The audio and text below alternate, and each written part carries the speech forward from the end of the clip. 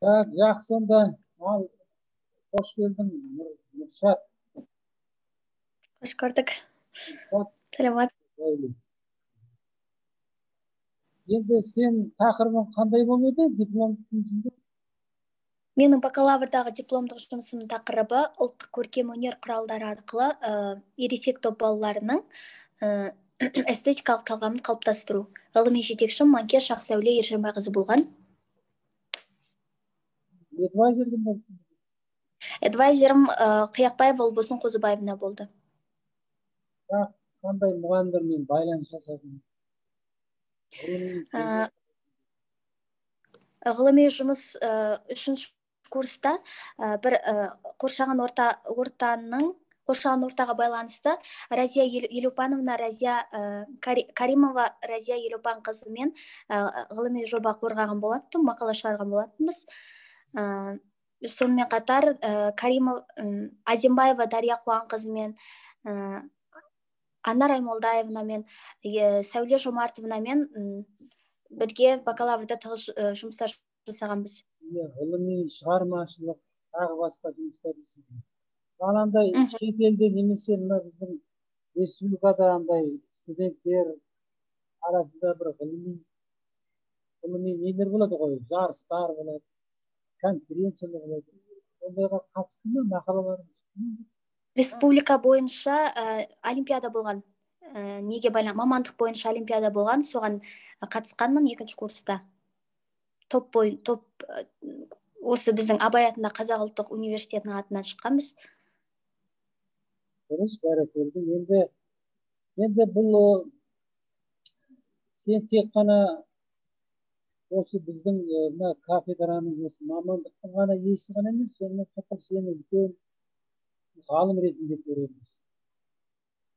Болашақта осы мәселелер, әсіресе мына біздің мәселелер, атап айтқанда осы мектепке дейінгі білім беру жүйесінде осы мәселелерге көбірек назар аударылу керек. Енді ғылыми тұрғанда бәрі тұтас қой. Барлық тұтас. Біз айтамыз енді мектепке дейін дейміз, бастауыш дейміз, орта дейміз, тағы басқа деп айтқанымызбен де барлығы да бір заң.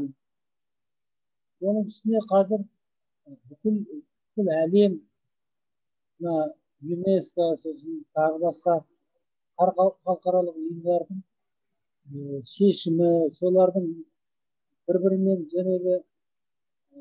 өздерінің өзара қарым-қатынастары негізінде болашақта тұтас әлемдік білім кеңістігін қалыптастыру. Ал енді біз осы салада болғаннан кейін мектепке дейінгі мәселе Монтессори идеяларын білеміз. Осыған біздің өзіміздің отандық бұрынғы посткеңестік кезеңдерде бұл мәселе назардан қалмаған. Бүгінде де өте өзекті. Ал енді менің ойымша сен қалай ойлайсың енді? Осы мектепке дейінгі білім жүйесіне тақырыпты осыған ыңғайлайық па? Жоқ, басқа ойың бар. Тақырыбымыз ба? Өзің қалай ойлайсың? Тақырыпты осы мектепке дейінгі білім жүйесіне келтіреміз бе?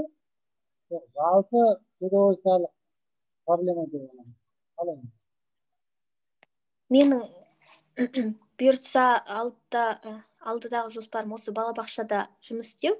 Соған байланысты ойлап қоян, осы мектепке дейінгімен тікелей алсақ деп. Себебі мен мамандығым да тікелей осы мектепке дейінгімен байланысты болғандықтан. Енді магистрлік тіпті одан да жоғары деңгейге жеткізетіндей сондай мақсатым бар ғой. Бұйыртса, иә. Ал енді сен қалай ойлайсың, осы бүгінгі мектепке дейінгі білім жүйесінде біз қандай ғылымға қандай үлес қоса аламыз? Бұл магистрлік диссертация жай айтқанға жеңіл ол. Тақырыпты табу қиын. Ал енді тақырыпты жүйелеу, жазған еңбегіне ертең тек көп адамдар оған назар аударады, оларға көзқарас қалыптастырады. Сіздің жауапкершілік болу керек. Сенің жазған еңбектерің, сенің менің деп біз мына ғылыми жетекші, ғылыми оқытушылар олай сөйлемейді, негізі біз деп айтады тегінде. Ойымызша біздің зерттеу тақырыбымыз бұл. Солай ма? Жақсы. Тағы сұрақ қойса, немесе бір баяндама жасап жатсаң, біздің ойымыз, біздің жүйеміз. Енді мені көп дүние толғандырып отыр. Қазір енді өзіңмен, тағы да ғалымдармен кеңесіп жатырмыз. Біз бір тақырыпты қазір ыңғайлауымыз керек. Менің ойымша бұл жерде қазір мектепте білім беру жүйесінде бізде отандық көптеген зерттеу жұмыстар жүргізілген. Соны Меңжановадан бастап, Меңжанова деген үлкен атамыз болған, осы мектепке дейінгі педагогиканы. Кейін осы мына Талғат Сабыр бағыларын, Рамсейіт Тойынбай бағыларын.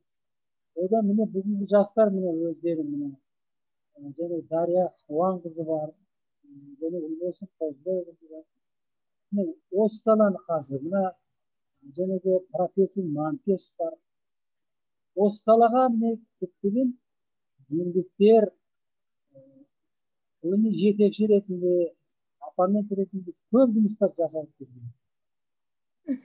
Біздің ойымызша біз енді осы мектепте білім беру жүйесіне ақпараттық технологияларды пайдалануға қалай қарайсыз? Негізі ойым жақсы ақпараттық технологияларға, себебі қазіргі 21 ғасыр цифрлық технология заманы, ғылымның жетіліп тұрған заманында неге мектепке дейінгі ұйымдарда қолданбасқа? Себебі оларды қолдану арқылы біз не істейміз? Баланың қызығушылығын цифрлық технологияларға және баланың қызығушылығын біршама арттыра аламыз. Мысалға, оқу қызметтерінде осы ақпараттық технологияларды қолданған кезде бала кәдімгі дәстүрлі оқудан көрі қызықтырақ болады балаға. Және оны қазір мен саған бәрі көрініп тұр ма, экран? Иә, көрініп тұр. Экрандағы зумдағы өзіңнің көрдің бе, тақырыбыңды, маңызды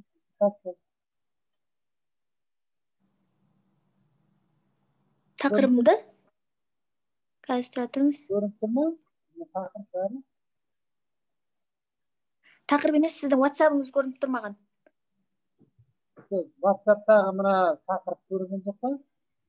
Диссертация жұмысына басшылық деген ба? Иә, көрініп тұр ма? Иә, көрініп тұр. Дұрыс айтасың. Енді мынандай жағдай. Қазір мына экран саған бәрі көрінді ме? Google көрініп тұр ма? Иә, көрініп тұр Google. Көп дүниелер бар, өте көп дүниелер. Енді орысшада, қазақшада іздеуге болады. Мысалы, айталық мектепке дейінгі білім беру жүйесіндегі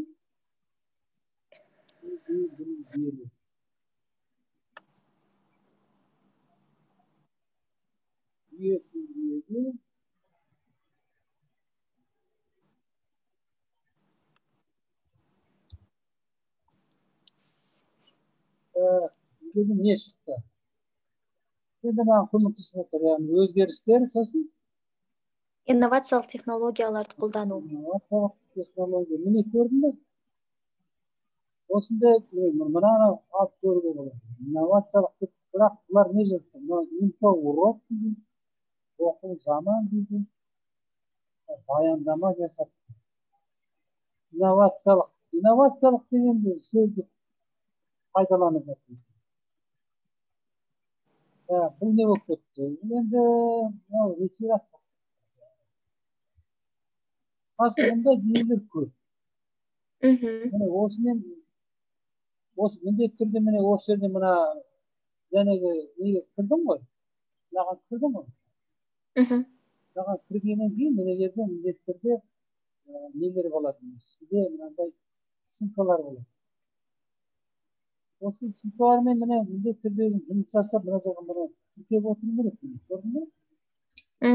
WhatsApp көрінді ме? Міне саған мына ссылкалар тіркелді. Келді. Енді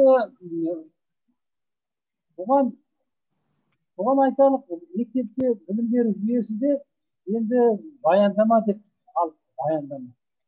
Бұған енді не қосып көрейік? Бұған айталық, не қосып көрейік? Технологияны қолдану, ғылыми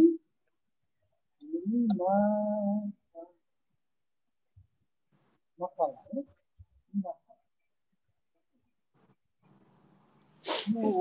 Қазір бұл жөнінде дүние көп дүниелер асып жатыр.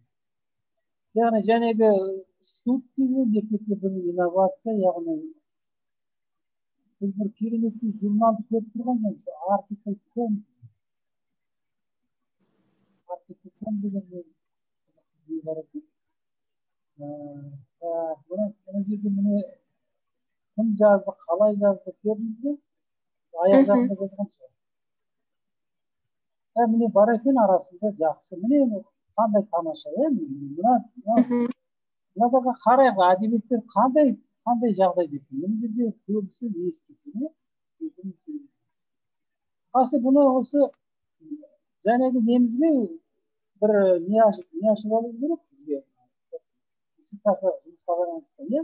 Мынаны әдебиет тізімі қысқада сен өзіңде болу керек ол нәрсе. Енді мына жерде айталық, енді қазақша деп қазақша біз жаздық, қазір біз яғни ағылшынша іздеп көрейік. Орысша орысша іздеп көрейік. Орысша болады. Дошкольное детство, образование.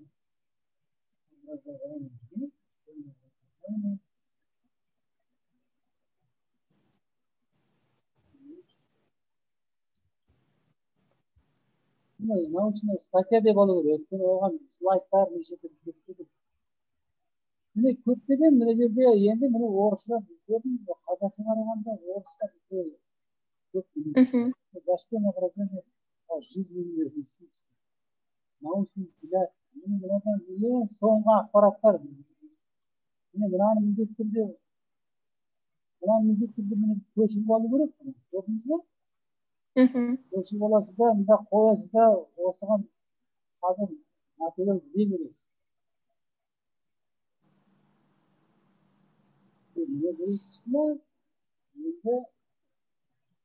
Енді мына ішінен көресіз. Кірген уақытта уақытты Порошкова деп жазған екен. Мұның ішінде міне Порошкованың жазған несі тұр ғой? Ссылкасы. Мектептерде ссылканы алып аласыз. Қоя қойасыз. Қазір мына жерде өз міне Дошкольное образование жизненный ресурс деп өзі шығады. Қасы осымен жұмыс жасайсыз. Мысалы Порошкованы ары қарай тере бересіз ғой. Тере берсеңіз міне. Теріп жатқан кезде міне алдыңыздан тағы бір материалдар шығады. Көрдіңіз бе? Это рейтинг школы дейді. Обязательно партизан радиофильм воспроизводство дейді. Қасы осыған байланысты көптеген дүниелер бірінен кейін өзі жалғасып шыға берді. Енді бізде дәл қазіргі таңда ең керемет осы ғылыми жаңалықтың бірі мына STEM технология. STEM for press. STEM for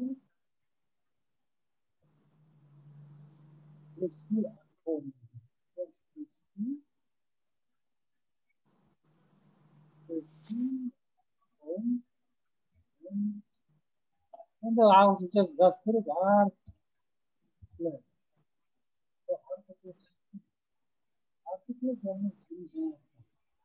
Yani мына қараймыз қандай бізде ғылыми еңбектер бар екен.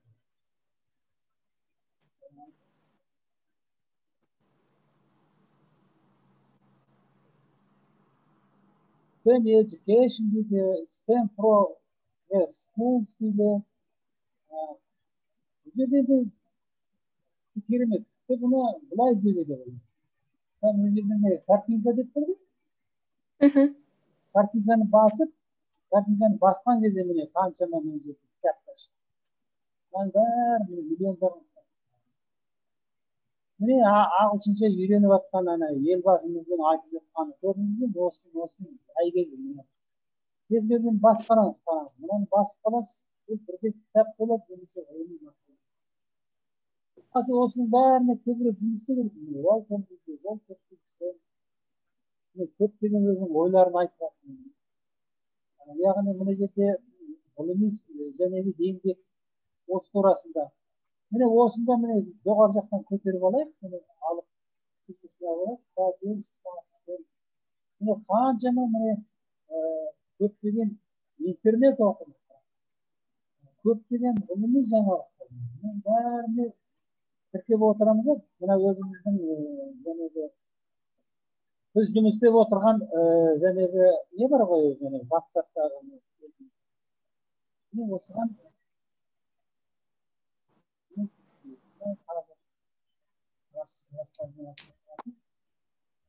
тіркелді, иә? Енді мына жерде жаңа мен бір журналды қарадым, міне мынандай бізде журналдар шығады шетелде. Осындай шетелдегі журналдар, бұл мына жерде қарап отырсаң, Educational Research дейді, International Journal of Education Research, Site Talks and 2005, Department 1794. Міне мынандай көрсеткіштер болады, жоғарғы дәрежедегі көрсеткіштер. Көрдіңіздер ме? Осыған біз ертең не жасауымыз керек? Осыған біз көптеген зерттеулер жүргізу керек. Міне мынаның ішінде жас көреді, мына жерде поисковик шықты. Бұл поисковикті жазуымызға болады, мысалы, STEM.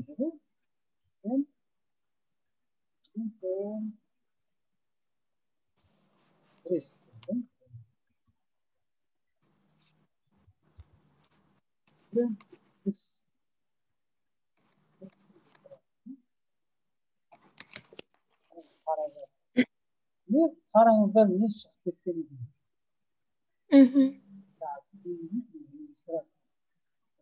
Қараңыздар, не жерде қанша. School of STEM. Өте көп, біреуін қарай салайық. Бір қараңыз, computers human behavior, mission is neural, thought, script, technology, and the press. Мына жердегі мақаласын аласың.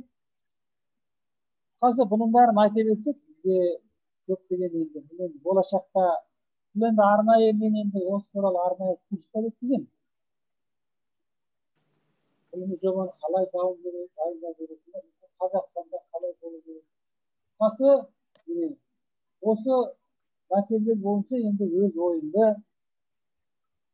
өз жәнегі көзқарасымды ертеңді айта жатарсың.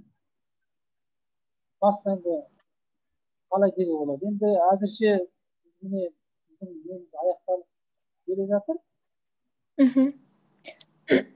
Туралы көп дүниелерді жасауға болады. Мысалы, тағы бір ғылыми жаңалықты айтып кетуге болады. Мысалы, қазір балаларға технологияны үйретеміз. Айталық, технологияны балалар өзі көзімен көріп, қолымен ұстамайынша ол жақсы қызықпайды. Білеміз? Бізде міне мынандай бір жоба бар.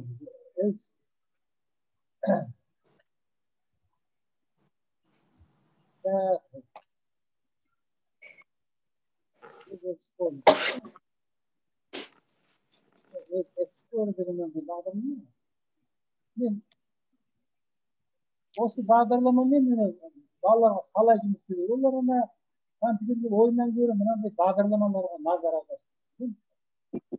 Көріп тұрмысың ба? Иә. Спутник шығып тұр. Мынаны басқа уақытта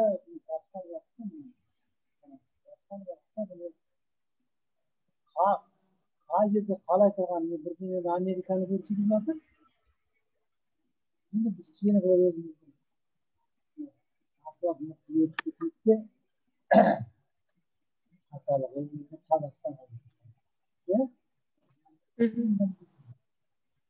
Қазақстанға келгенін қалай білесің?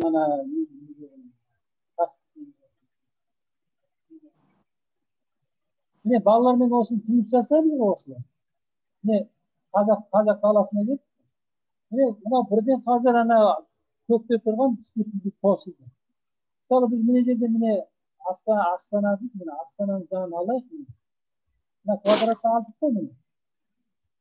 Мына квадратты алған уақытта міне қараңыздар. Бірден олар мына жерде міне координаттары мына сол жақта көрсетеді.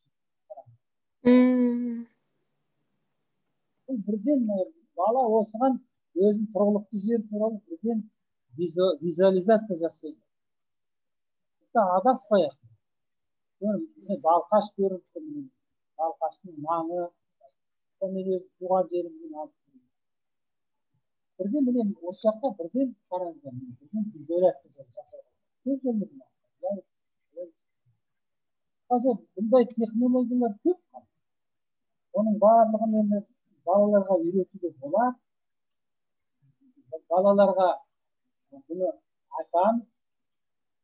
Және оны өзім сияқты жоба бойынша келешекте оны осылай бір нақты бір жерге келтіруге болады. Енді әзірше біздің тақырыбымыз осы. Өзім қандай ой?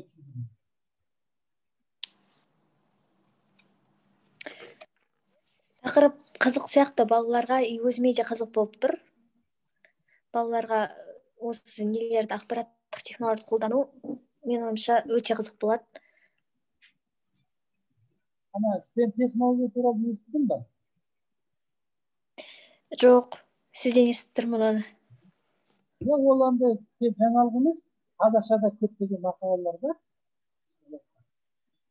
Біз енді осы ағылшынша, орысша материалдарды соңғы 20-шы жыл, 19-шы жыл, 18-шы жыл. Соңғы 5 жылдағы мақалаларды жүктеу керек қой. Мен енді былай қарап шықтым, 200-ден астам мақала бар. Сіз бәрін оқып жүресің бе? Ал? Бәрін оқып жүресің бе? Тырысармын оқып бәрін оқуға.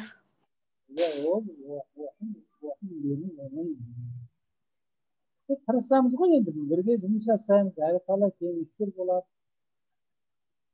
Соны өз ойларыңды айтып отыр, жеткізіп отыр. Енді әрі тағы да келсеміз, қазір мен тағы ойланайын, тағы бір тақырыптарды нетем. Сен де жәнеге қарап отыр, жәнеге қазақша орысшаларға тағы қара. Жақсы.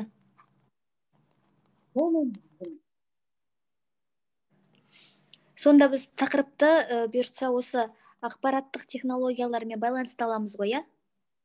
Енді соған қарастырып көрейік. Сосын мен тағы да тақырыпты бір жолы айтам. Сонымен енді кездескенше онда. Жақсы, рахмет көп-көп. Сау болыңыз. Сау бола ғой, жақсы.